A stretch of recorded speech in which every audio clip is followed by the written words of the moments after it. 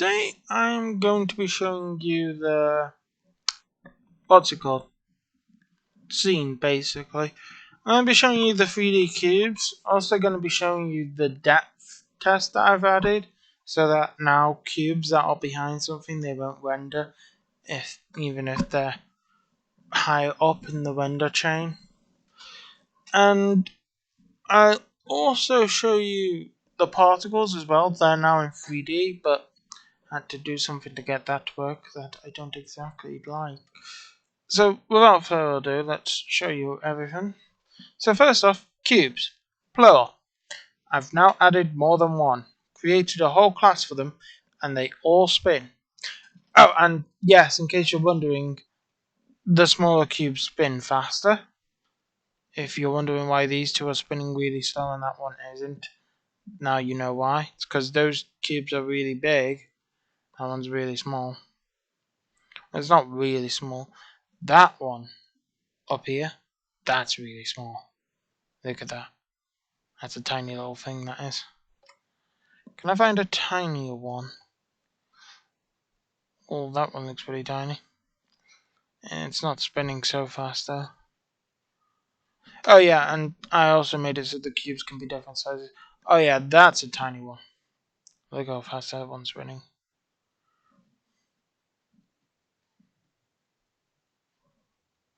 But yeah, cubes can be different sizes. And the smaller they are, the faster they will rotate. So the really big ones, they rotate really slowly.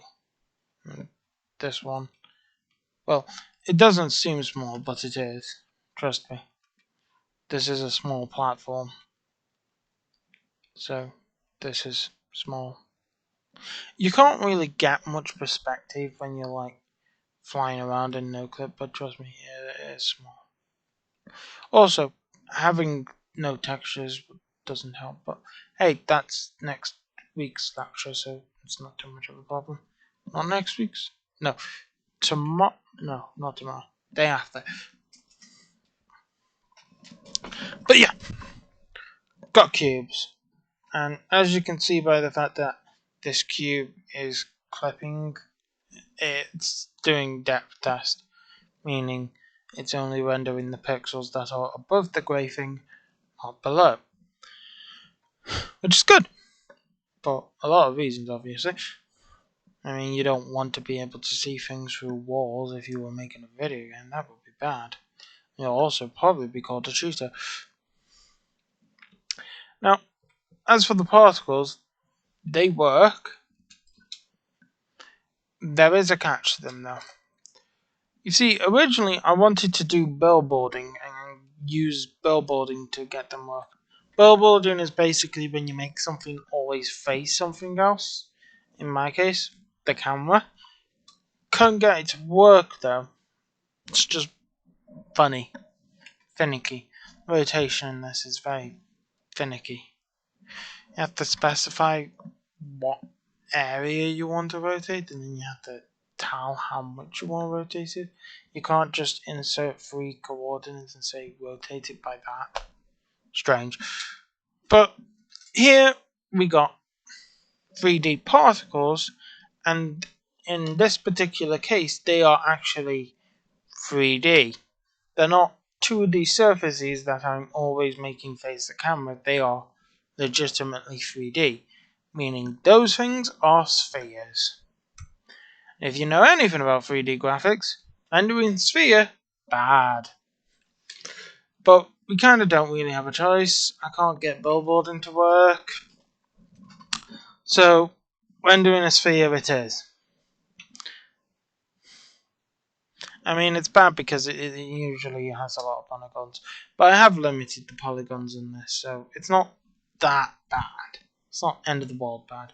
We can afford to have like several of these effects running, which is good. It's good enough to show the particle system, and we don't need it to be any better than that, at least right now. When we're working in DirectX 11, probably then we will need to figure out how to do billboarding.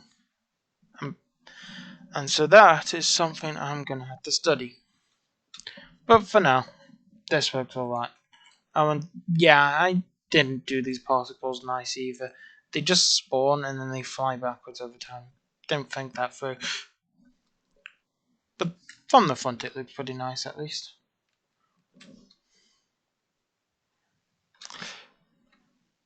So yeah, that's pretty much everything.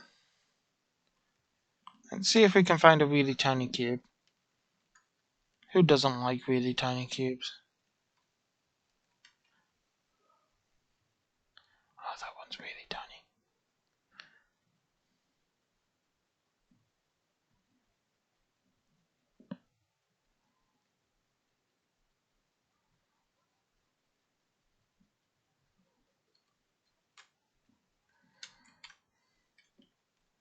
Look how tiny that is.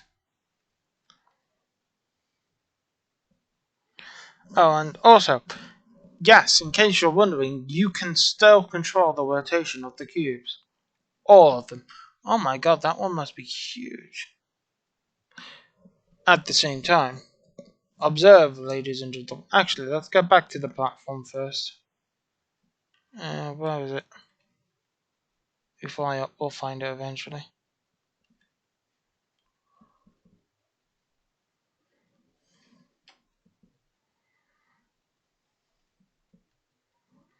No.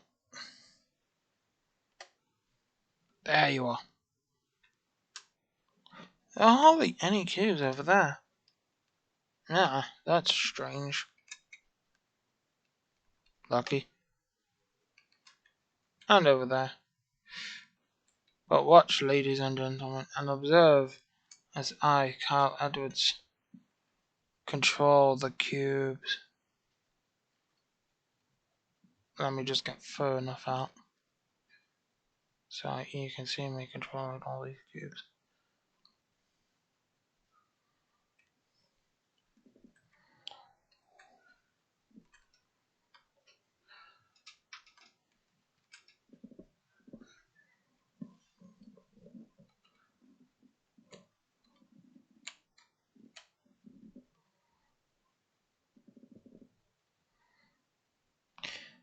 We're getting there.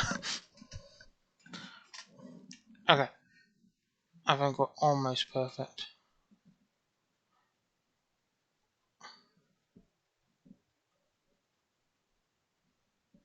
Perfect.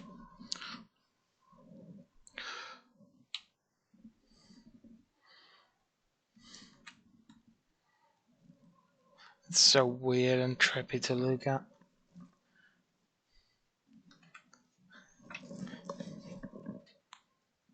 Mesmerizing. I feel like I'm being hypnotized by the grey diamond of doom.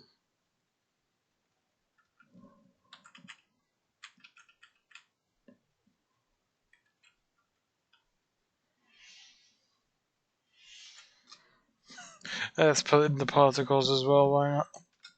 Give them some action. However, sadly, when you take control, there's no way to like give it back to the cube. Once you took control, you took control. That's about that. That's the way the cookie crumbles. But yeah. Oh, I also started working on a GUI, on a HUD. You can't see it though. Can't get it to render the 2D stuff while it's rendering the 3D stuff. I've tried. I tried a lot of things. It's just not working. Can't figure out why. I've tried GL orthogonal. What's it called? Is it called orthogonal? Orthographic. I tried using that and disabling GL depth test. Yeah. And then I tried changing the matrix modes. Still not working. I honestly can't figure it out for the life of me. What's going wrong? Why is it not working? I've tried a lot of things.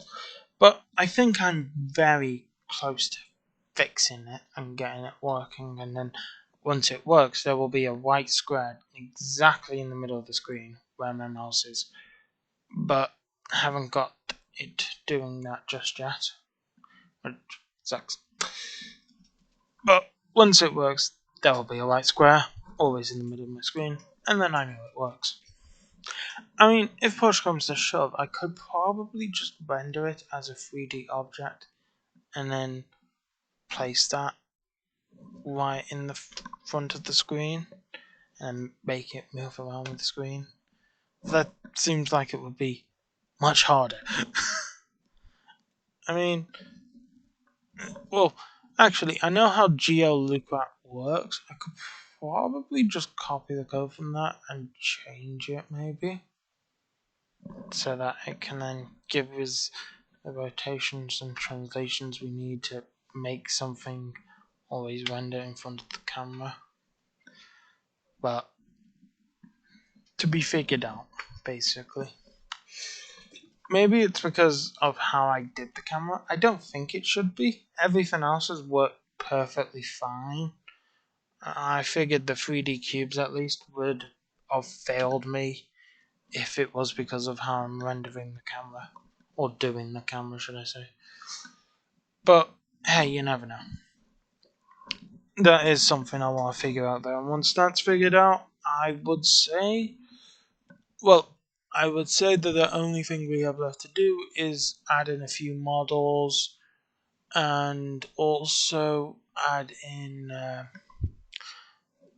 light, and wouldn't you know, we're doing all of that next week. Well, we're adding models this week, models and textures, but yeah, that is pretty much everything. Goodbye.